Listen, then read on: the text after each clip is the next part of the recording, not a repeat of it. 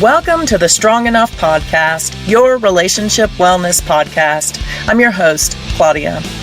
Today's guest is going to share with us how being in a toxic relationship of her own and going through the healing process led her to a place of now helping other women heal themselves. Please help me in welcoming Danielle Ingenito. Danielle, thank you so much for being here this morning. I really appreciate it. How are you today? I am good. I'm excited for our conversation. Absolutely. I appreciate you joining me and jumping in. I know you have a really unique story, but first, why don't you tell everybody a little bit about your background? Yeah, this will probably surprise people. So I am a spiritual empowerment coach now and a master healer, but I was actually a CPA, an accountant before this. So I had a business for like 10 years, and then I went through a devastating divorce myself. Realized that I had a lot of healing to do, and I got introduced to energy healing, and then I started learning so much about toxic relationships. So then I started to share it with women, because I'm like, there's so many women that just don't understand what they're in, and they think it's all their fault. And so I started sharing everything, created a business, have programs, and really just love seeing the women I work with have the transformation that they get. Love it. So I do want to talk a little bit about toxic relationships and how, you came to help women in dealing with those. And it sounds like it came from your own personal experience. Absolutely. Yeah. So looking back, I was toxic. I think that we create toxicity in our life because we are dealing with a lot of pain from our childhood. That's really where I go back to, is our childhood. And so the marriage was the one thing that kind of made me think oh my gosh, what is wrong with me? And then I started diving into things, which was really weird because it was such a weird journey, because I started after I got divorced, after I separated, he was with someone right away. So that really made me in a very weird place of wanting love, because he was with someone. So I wanted it even more, not even giving myself that chance. I got involved with another narcissist. And then after that, I started to just watch YouTube videos. First it was tarot, and then it was how to make a guy want me, or all these videos like that. But there was one person that was doing it that suggested this book, The Power of Now. And then I went to The Power of Now, and I started oh my gosh, there's two of me in my mind. There's more, all this stuff. And then I started watching other YouTube videos. So it was just so weird how I was seeking guidance. And then I was well, how do I get these guys to like me? How do they love me? What do I do to do that? Which is totally wrong, guys. And then went on this journey and came here. So it was just looking back, it's funny how you're guided in certain ways to get what you need at the time that you I completely agree. And it's also interesting how YouTube has become such a fixture in our lives to teach us pretty much everything at this point. So yeah, that's very interesting in itself. So you said you were toxic in your marriage. What do you feel like you contributed to the relationship that made it toxic for you? Yeah. So I teach about narcissism and codependency, and I think these two words are so far-fetched for people to truly understand. We think narcissists are just ego people that dress nice and think a lot of themselves, which is not true. And then codependency, it's we depend on other people to live, maybe financially and all this stuff. And I always had money. I always was independent and stuff like that. And those two words are not that. So narcissists, it's all about empathy, and narcissists just lack empathy, and codependents have too much empathy. And codependents are really seeking love outside of themselves. So I was toxic because I was the needy one. My ex was toxic because he was narcissistic and just cared about, had no empathy and stuff. But I consider myself now, looking back, I didn't think I was then, but looking back, I was the toxic one too, because I was just trying to get love from all these other people. And, you know, when you're needy like that, people don't want that. Like, it's like they like that confidence. They don't want to have to feel like they have to validate you all of the time. And that was me. That was me. So I can definitely say, like, I was, you know, I always look back and say, where was I accountable? Where was I responsible? And like, yeah, even though our marriage fell apart and like it was a lot of his doing, like I can look back at the marriage now and say, yeah, I definitely played a part in that. Like, I was jealous, I was overbearing, like, you know, but he also gave me reasons to do that. But at the same time, like, I should have just left instead of stayed there with all this jealousy and lack of trust in our relationship. What do you think made you stay? My neediness, right? So like even just a little bit of love was better than no love. So going from a relationship to not, like, I can't remember a time when I was actually single. Like I was always, or like I was single, but I was always trying to like find that other person. And I think that, you know, and this is a hard part in toxic relationships. And toxic, what I mean by it deteriorates you. There's gaslighting, which is like they make you feel like you're the problem, brings down your self-confidence, your self-worth. Relationships, I think, could become toxic just because we're not a good fit together. And like, you know, we stay in that relationship for too long and it can become toxic. But the toxic relationships that I work with are abusive, emotionally, sexually, physically, like really deteriorating your self-worth and self-love. So I stayed because the good times were good, but then the bad times were bad. And like, even though the bad times outweighed the good, it was like, you know, these narcissistic people will give you a little bit of breadcrumbs, I call them, to be like, oh, okay, he does love me. And like, maybe it's just me. And like, maybe I'm thinking the wrong way. And like, okay, I'll stay, you know? And there was a couple of times where I tried to get out of it, but you know, they lure you back in. Like we had separated and he was downstairs for a while. And somehow he got right back up into the bedroom within a couple months, which was not my intention, but they do that. They weigh on you and they get you to kind of commit and stay with them. I like that you mentioned that because it's very much that cycle of abuse where, you know, you have the bad times and then you roll back into that honeymoon phase where, like you said, oh, everything's great. And I can't tell you how many times I've heard, but when things are good, they're really good. And I think it's almost like a drug in that, you know, you get that love high and you keep wanting to get back to that. And so you keep trying to get back there. So would you say that's kind of the situation in the cycle that you were in? Yeah. And then it came to a point of my children, you know, and that's a lot of times why clients don't leave as well, is like, you know, we always think that we're going to ruin our children. And yeah, it hurts. But, you know, from a spiritual perspective, like we're all here to heal. And the more that we try to protect our children, the more we're kind of enabling them not to do what they're here to do.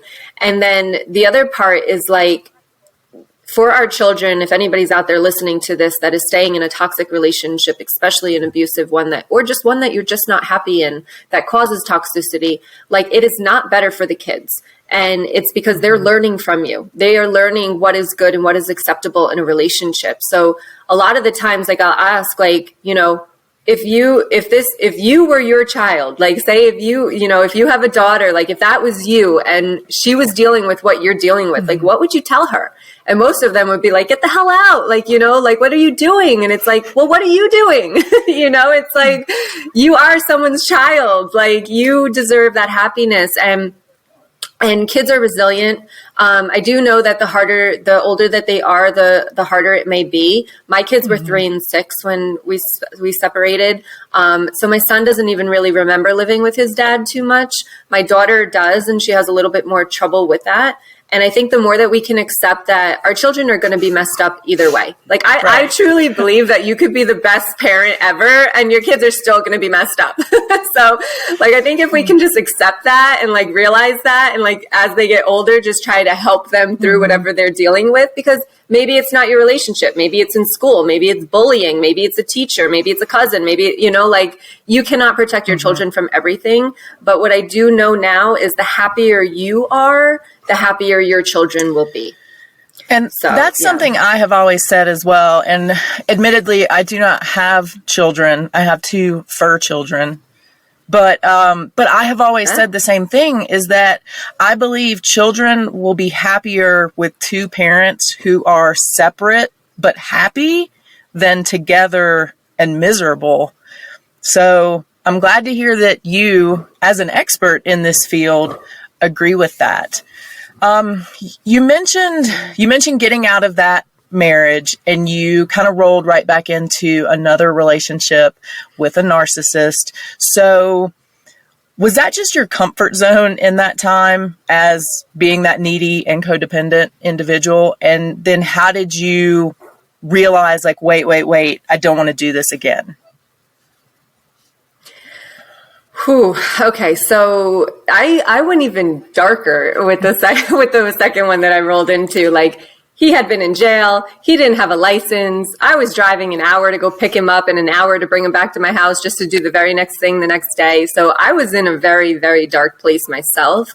And bad boys were my comfort zone. And it's really funny because like a couple of months after I ended that, I got involved with a nice guy. And I literally freaked out. Like, I had no idea what to do with someone like that. And I literally said that to him. I said, "You're so nice. Like, I don't know what to do with you." And like, I cut things off because I was just like, so like, oh my God, like, I don't, like, it was so crazy. But like, yeah, that is our comfort zone. Like, when you grow up, bringing it back to childhood for a second, right? It's like when you grow up not feeling that love and having to search for that love and wanting to find that love, like that is your comfort zone. So the comfort zone is misery. It is confusion. It is like feeling unlovable. And when you're with the bad boys, right, the ones that bring you on the roller coaster ride, give you some, take it away, give you some, take it away, like that's what we're used to. That's what we've grown up with. So, even like if you've been abused, like the abuse is the down part. And then like, oh, maybe they give you a hug afterward or say they're sorry. That's the up part. So we get so comfortable in these cycles that, yeah, even in our adult relationships, when we don't heal that childhood part of us, we follow suit and we follow the bad boys, and that's what we're attracted to, right? And then like when the good guys come along, it's like, no, like, no, So yeah, it was definitely my comfort zone. So I do want to talk more about the healing your inner child, because I know that is a big part of your work and your belief. So can you talk a little bit about, and you kind of just did, but delve a little deeper into the patterns that we set as a child and how that then will affect us in our adult relationships? Yeah, and it's so important to be aware of that. Like I teach awareness is key. Like that's the first thing we teach. And it's because as that inner child, like I just feel like we go through so many things and we're just trying to like bat it aside and be like, okay, that didn't affect me. And especially like with clients I work with, like success-driven women, like we find other areas in our life to like dive into. So like, that's why I was a CPA. I was like 4.0 in school, like all these things, because that validated me. That made me feel like I was good enough. But as a child, like every single thing that we go through, and I hear the word trauma a lot, and I use that word because I think that a lot of my clients do actually go through trauma, but trauma is really just a disturbing experience.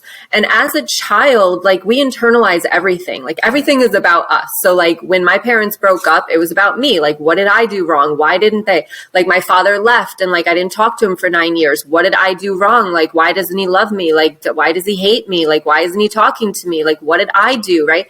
And we bring everything on ourselves, and that makes us feel like we're not lovable. And on the other side, like, our parents back then, like, didn't have YouTube and didn't have all this stuff to like dive into and like all these things that parents are supposed to do and all that stuff that's out there. So they were just doing the best that they could do. And yet, but they couldn't either be aware of it, recognize it, or help us kind of like get through it. And like, I know like with my parent, like my mother, it was like, get over it. Like, I'll give you something to cry about. Like, why are you crying? Like not being able to feel those emotions. So there's so much stuff that can happen in childhood and like those disturbing experiences. Like I talk about being left at school, somebody not picking you up at the right time, not being able to sleep over or sleeping over and being scared, like being bullied, somebody just saying something to you that like is still with you. And that's the thing. And I talk about energy a lot. like when these experiences happen, they leave like an energy imprint on you. And until you release that imprint, like you're holding on, our energy holds our thoughts, emotions, and feelings. So if we don't release the energy from those past experiences, we're holding on to that and we're still feeling the exact same way. So what will happen is that inner child is inside of us holding on to, we'll say, holding on to all that energy and all those experiences, all those thoughts and beliefs as well.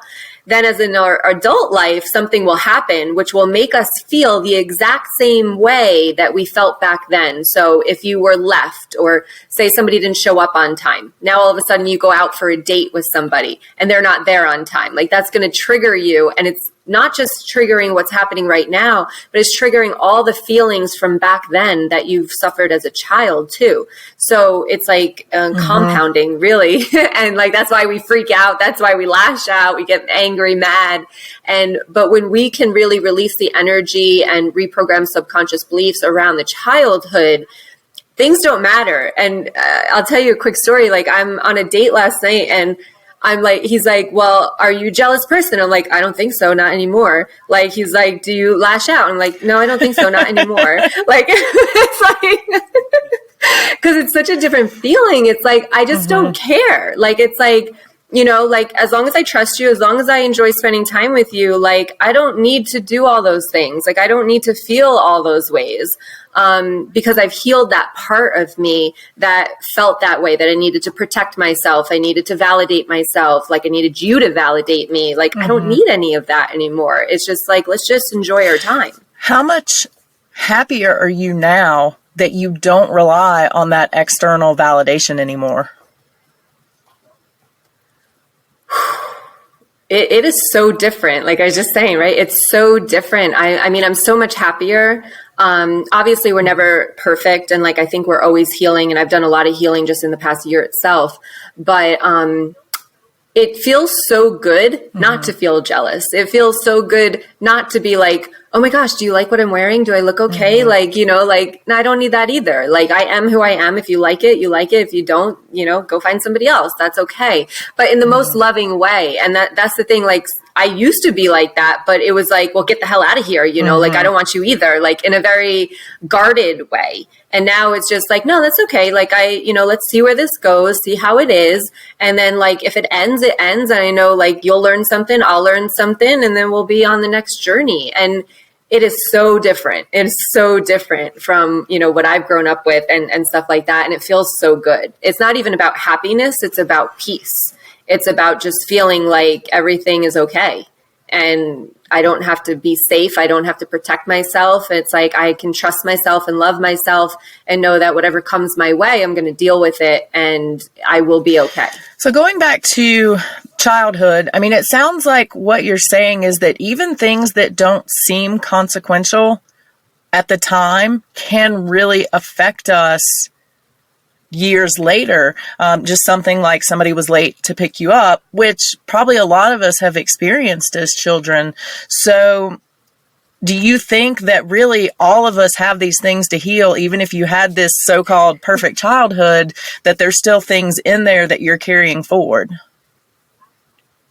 Absolutely. Absolutely. Like there has to be, like, if you're living as an adult and you are happy and you don't need validation from other people and you have empathy for other people, like that is a good person, like not a good person, but like that is a healed person. And like, maybe you don't have a lot of stuff to heal from your childhood, but if you are constantly, these are the things like people pleasing, over giving to people, always trying to help people, always taking on other people's emotions, overachieving. Also, like I see so many people packing their schedules because they're uncomfortable, like not doing anything. They don't know what to do with themselves. Like that's another, these are like codependent personas that I'm like creating in my mind.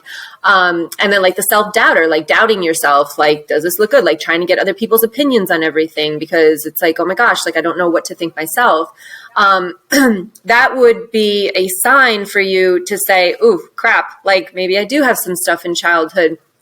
And even that great childhood, like I can't say that every childhood was great, but this is the difference. Looking back as an adult, you can say, oh yeah, I had a good childhood. I had a good childhood. Like we went on vacation. I never needed for anything. Like it was good. But emotionally, I was a freaking mess, you know? So you can look back at it as an adult, but what you really have to do is step into the child and remind yourself like how you felt back then, not now, but back then. And a lot of the times we can't really do that as an adult, and like without meditation, or like I do energy healing to get us back there and stuff. So it's important that you determine, like, take the difference between as an adult what you see and as a child what you went through. And I would definitely say that everyone has something in their childhood to work on if they haven't. I mean, I can't imagine that everyone's childhood was like 100% good. It just might not have affected you as much as some other people. Excuse me. That's what I find so interesting, is that even these things that don't seem like a big deal can super affect us. So how hard is that for people to unpack? So in my program, I'm recreating a program right now, but in my program, it's called From Pain to Power. It's 8 weeks. It's a 8-week, and it's actually, most of it is done in 6 weeks. By the second week, they're already unpacking it. And I love therapists, and I even have therapists in my course, because this is completely different. Because in my mind, and I write this about in my book, is that we have to connect the subconscious with our energy. So a lot of the times people go to therapy, and there's a couple problems with that, especially if you've been in toxic relationships. First of all, you got to find a good therapist that understands narcissism, because I was in therapy for 2 years. The word never even came up after saying everything that he's done to me and stuff like that. Word never even came up. So I'm like, after that, I was like, what the hell? Like, I would have Googled the crap out of that and like figured it all out on my own. But like, yes. So get a good therapist that actually knows narcissism and codependency. And then the other problem is that and they're not even really working with the subconscious too much. Like a hypnotherapist would probably work with the subconscious more. But like therapy is great for, talking and getting things out and getting coping skills to deal with what you're dealing with. My experience, and only my experience, I know there's great therapists out there that have helped a lot of people. But my experience and all my clients tell me is it's the energy work that makes the significant difference, because what will happen is you can change your beliefs. This is like, I'll give you an example, setting boundaries. Toxic relationships, everyone's like, well, I need stronger boundaries. That was the first course I took, right? I need stronger boundaries.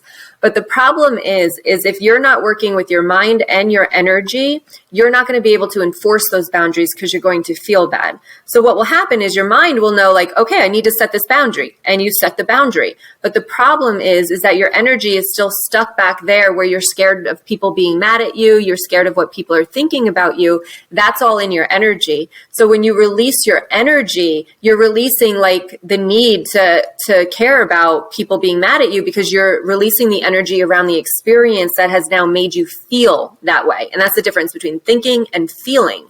And with my program, we get on the same page with both. So the limiting beliefs and also the energy, which creates a massive, rapid transformation.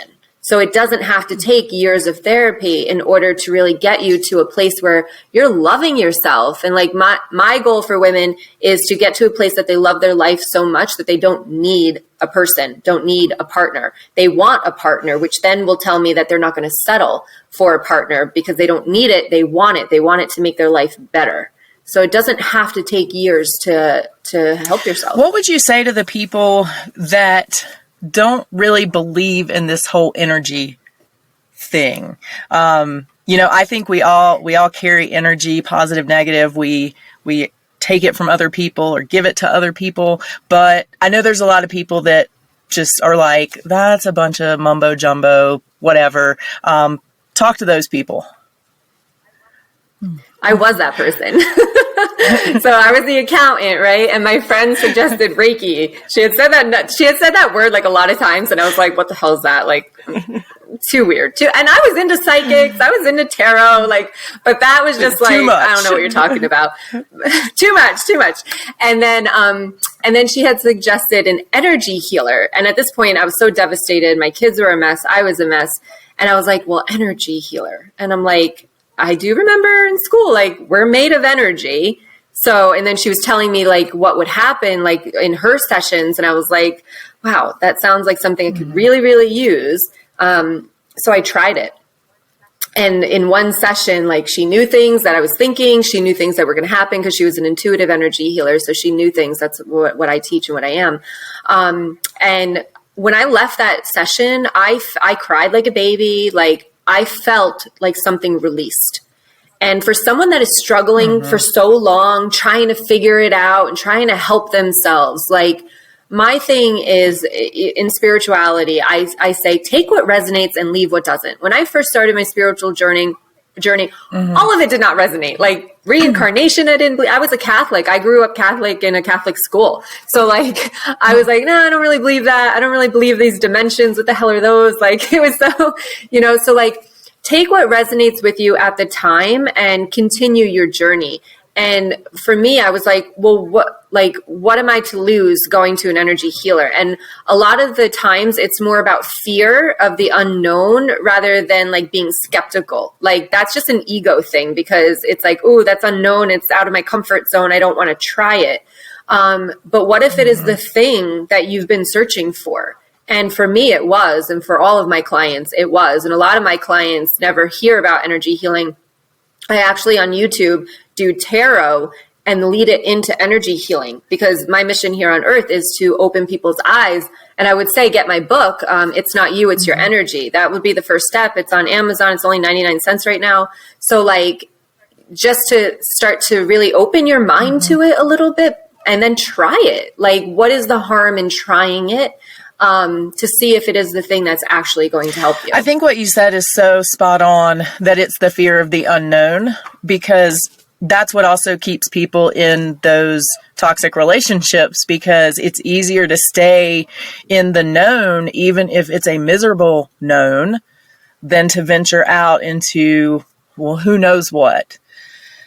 So what took you from healing your energy and doing the work yourself to saying, I don't want to be an accountant anymore, and I want to jump in and help other people have this amazing transformation that I have experienced? Yeah. So for me, it was like intuitively, like, I don't even know how my YouTube channel started. I don't even know how my Facebook group started. It was just like one day it's done and created. And then I just started like really kind of like testing things out, like reading tarot, reading oracle cards and stuff, like just kind of like using what I'm learning and, doing it in a public way, which is weird for me because I'm more of even though I'm a Leo, I'm more of an introvert than an extrovert. But what happened was I kept working with women and I kept seeing their transformation. And I actually didn't let go of my QuickBooks. I used to teach QuickBooks and consultant, but I didn't let go of my accounting business until June of last year in 2020. When I started just to see like what I was creating and like who I was helping and like how much I loved it. And I was actually making more money doing this than doing my accounting. And I was like, this is a win-win. And like, I could work from home. I could be with my kids and I'm helping people like literally like transform from pain to power. And it's so inspiring and so like, just feeling guided to that's what I'm here for. And that's really what made me take the leap from letting go of that. Because I've always liked to help people. I was teaching people how to use a system. I've always been like teaching people things. Always wanted to be like a teacher, but I didn't want to go back to school for it. So now it's like I get to do that, in a way that actually is like really transforming lives. Talk about turning pain into power. What does that mean for you, and how did you come up with that to be what you are giving other people? Yeah. So there was a song and it had like turning pain into power. And I was like, wow, that like really gravitated to me. And I was like, that's exactly what we're doing here. Because like we talked about, like as a child, you're in so much pain. And as an adult, I think we just learn to cope. And I learned like, medication and stuff as well. And just like put it aside, not to touch it and like just look forward. And, I think it was so important for me, and it was my journey. Like I went from being in so much pain to being empowered, like showing up and helping women, like, like going from where I came from to what I'm doing now. It's like, people would not even know who I am now if, from back then. But that to me is exactly what I want for every single client I work with. It's what I want for every single woman in this world, is to never feel that pain, never feel like they're not lovable, never feel like they're not good enough, always trying to please everybody else and not really focusing on themselves. Like, that's what women are supposed to do, right? Mm-hmm. The homemaker, like and now all of a sudden we're the homemaker and the businesswoman, and we're just supposed to do it all and like, and still take care of the man. And I'm like, screw that. Like, no, like it's like about letting go of the pain that you're in and empowering yourself, like having strong boundaries, going after what you want, feeling good about yourself, having that confidence, being in a relationship that you can open up and feel safe in and feel protected in, and, go with the good guy, allow yourself to receive love instead of always giving love. And that's like really what that from pain to power really means to me. So when you were listing things out just now and you were saying, go after what you want, set your boundaries, I think we're still at a place in society, and I do think it's getting better, but women who do that are often labeled the bitch, the hard ass. So where do you think we are at in that place in society, and how does that work with what you're helping women to achieve? I love that because as I had stated before, like that is the woman that's trying to protect herself, right? So like the bitch is going to be the woman that sets the boundaries, but has an attitude about it. Or thinks like she's all that, or like, but it's a protection around them, right? When you are truly like confident about yourself, like you don't have to be rude or nasty or a bitch to anybody else. Like people can sense your energy, can sense your confidence, and you can still be nice and you can still have empathy for other people. And I think that, all of those women that are those high achievers and they're going after what they want, if they're doing it because they want the validation, it's going to come off looking like that, right? It's going to come off like, but when they're doing it, trying to inspire and encourage other women or like change the world in some way, there's a huge difference between the two. And you don't need that validation. You are just trying to help people and share your message, but you also have your boundaries and you also have, what you want. And it's okay. Like for me in the very beginning of this, especially in the spiritual world, like I was afraid to talk about money. I was afraid to talk about how much money I was bringing in because I felt people like would judge me. And that's like the healing. I always say, like, if you really truly want to heal, like after you do your inner work, like open up a business, like helping other people because there's so much more healing in that journey that it's like, it's so amazing. But the more that you heal, it's like, there is no competition. There is no, like hers or mine or whatever. It's like you're all coming together as a collective to change the world, especially, for me, it's about women, but, even men, like men go through toxic relationships and stuff. I specifically work with women because that's my journey and, I can relate to them better. But even men go through the toxic relationships and are codependent and deal with narcissists, a lot of narcissistic women out there. So watch out for those people, like, especially when you're working with people, go with the people that are not narcissistic and, not out there for them, but like out there to really help, like trust your person. It's like a relationship. I think like when you work with a coach, right? It's like date them a little bit first, like see how you feel with them. See if you can trust them. See if you feel safe with them, like that kind of thing. But yeah, unfortunately there are a lot of people out there just for them. And then there's a lot of women who are in the business wanting to help other people, but they're still a lot codependent. So they have to feel like they have to protect themselves, and that can come off like in a bitchy way. How is it for you starting this business and kind of jumping in and still going through a healing process yourself? Yeah, like right now I'm in this like downtime. Like I haven't been in my Facebook group. Like I've, but I do what I teach. So, I tell them like, yes, isolate yourself. Like you've got to take a step away to be aware of things. And like I said, I think it's always a healing journey. I think we're always healing, right? Especially if you're ambitious, because you just want, not even like money wise, but like I want to get to the highest possible self that I could be while I'm here. So like that might mean that I start working with men, that might mean like I write a book. It might mean like for me, it's a TED talk next because it scares the shit out of me, so it's really like keep pushing yourself so that you can heal even more. But I think it's a beautiful thing. And I think as long as you're honest with your clients, like I'm totally open and vulnerable with them, like telling them, like the people that are in my program, like, yep, this is what I'm going through right now. This is what I'm learning right now. And I've always done that. And that's just been my journey here, is because like, I want to teach by experience. It's not like I learn a lot and stuff like that, but like, I teach my experience, so therefore people can relate to it and I can relate to them, so I can help them better. So I think it's a beautiful thing, is like your coach is doing what they're teaching. So healing, even though they're teaching. No, I think that's great, because, that's what I deal with a lot as well. I think a lot of times people who have gone through trauma or abuse, they want somebody they feel like they can relate to, or that can relate to them and their experience. So I think I love what you said, that, you're vulnerable with them. You take the time to say like, hey, here's what I'm going through. It feels like a friendship versus, a coach, or even, when you look at a therapist relationship and they sit in their chair, and, scribble away while you're talking, and then you leave and you don't really know anything about them or their lives. So this feels very different to me. Yeah, it's funny though, because like when I took like my certification for life coach, I'm like, yeah, it's not really what I want to do. It's like, they're like, don't tell them what to do. Like, you make them find out. And I'm like, yeah, no, it's not really how I want to do this. Like, I want to share my experience and like, teach them the lessons that I have learned.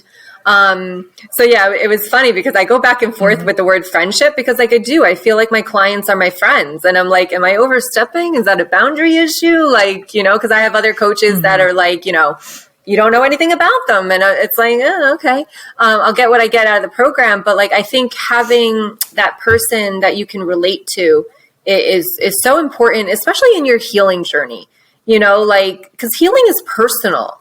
And if I'm just sitting here like, okay, yeah, you don't know anything about me, and yet here you are sharing everything about your life, it's like, I don't think it's like a two-way conversation, like we're having a conversation back and forth here, rather than me just talking about everything and you just listening and trying to like take it. Like, I wouldn't want to do that. Well, then you would just be in therapy, right? Yeah. So tell me about your book. It's Not You, It's Your Energy. I want to hear more about that. Yeah. So it was funny because I'm this toxic relationship expert, but when I intuitively sat down to write the outline for this book that I knew I was going to write for like 2 years, didn't know what it was about energy. And I was like, oh my gosh, like, am I supposed to be teaching energy? Like, it threw me for a loop. Like, it was so crazy. But this is the book.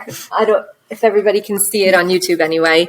So it's Not You, It's Your Energy. And basically I wrote this book because I wanted to teach people that were not spiritual. Like, it is for everybody.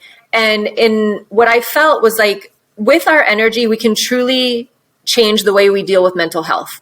Antidepressant medication, anxiety medication and stuff like that. They all have its place. But I feel like a lot of my clients have actually been able to reduce their medication or go completely off their medication.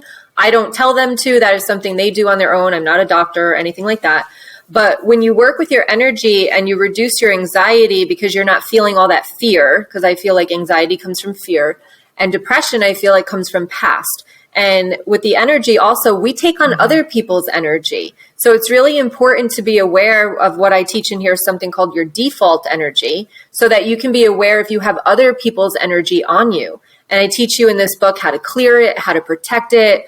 I talk about the energy of astrology. I talk about the energy of the collective, especially when we went through COVID. Like, that was, if you resonate with being an empath, which I also teach in the book, about taking on other people's energy. And like, for people that don't believe in energy, like, if you've ever used the word vibes, like, oh, I got a bad vibe from that person, you're already working with energy. Like, you are. So it's like, for me, it's like better to know more than not know anything when you're already doing it. Right.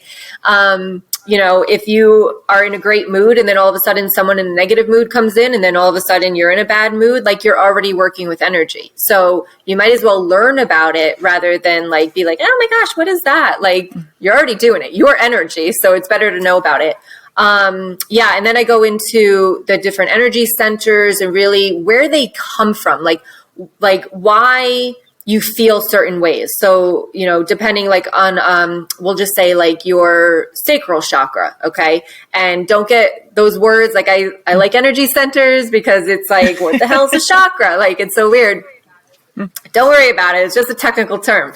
But what it does is it holds your trauma. So, and then I explain like why you're feeling that way and like where it could have come from your childhood. So you start to piece things together being like, that's why I feel that way. Okay, this is the chakra or energy center that I need to work with. And then I go into the energy about money, how to make more money with changing your energy around money, and then also energy of love and relationships, because I really feel like the money of energy the energy of money and the energy of love and relationships, it's the same thing. It's all about receiving and opening up yourself to this type of energy and allowing yourself to receive it. I wanted to make it a very entry-level book for people that have no idea about their energy so that they can understand it. And one thing that people tell me I'm good at is breaking it down to like very low level, like second grade level reading. That's how I speak. That's what I do.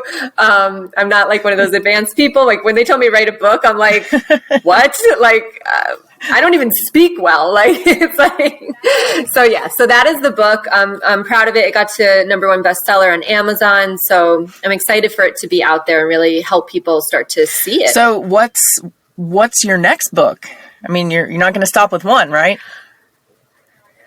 I know. I've already talked about it in here. So just like I talked about getting the two on the same page, the mind and the energy. So this one is about the energy. The next book, I have the name for it, I believe, anyway, unless they tell me different. It's going to be called Dancing with the Ego. And it's going to be basically getting out of fear, letting go of fear and tapping into your intuition. So it's going to be really learning how to deal with the fear and the negativity and the thoughts that come up in your mind and reprogramming your limiting beliefs in order to really, trust yourself more and tap into that intuition. So that's the next book. So what I would love to hear from you is some wellness advice. You have said, and I agree with you, that we're always working on ourselves. We're always healing. So what is your one piece of wellness advice that you would give out to the listeners and viewers? All right. So one piece of wellness advice that I would give out, like a little exercise to do, I guess would say. Awareness is key. So when you feel an emotion coming up for you, when you feel sad, angry, mad, any kind of emotion, is to take a deep breath first. A lot of the times we want to just react. Okay. Lash out, say something back, especially if it's coming from another person. But what I would advise for you, this is coming to me now, is just to take a deep breath in and allow yourself to feel the feelings, and then start to ask yourself the question of, why do I feel this way? Like, why what they just said to me is hitting me this way? And this is like what Eckhart Tolle teaches in like the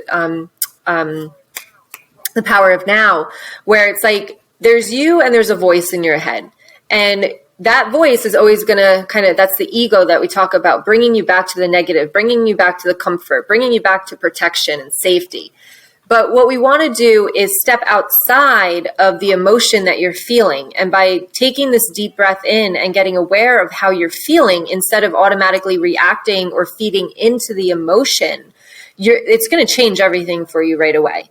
So that would be like my one piece of wellness advice to get you started to literally changing your life. And it could be as simple as that, as just being aware of your emotion instead of being in it. Like, oh my God, like what they just said really made me feel like, ugh, like F you, like, okay, I can feel that way without saying it, but why am I feeling that? Okay, well, they just made me feel like I didn't matter. now to me, it's like going back, okay, well, where have I felt like I didn't matter before? And like, maybe it goes back to childhood. Maybe it goes back to a relationship. Maybe it goes back to something.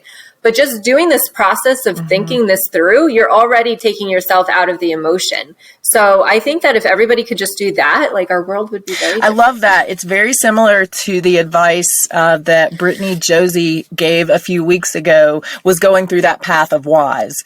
You know, why do I think that? Okay. Well, why did I feel that? Okay. Why? And just kind of like breaking it down all the way. So I love that. And it's just reinforcing, you know, what we've heard in the past.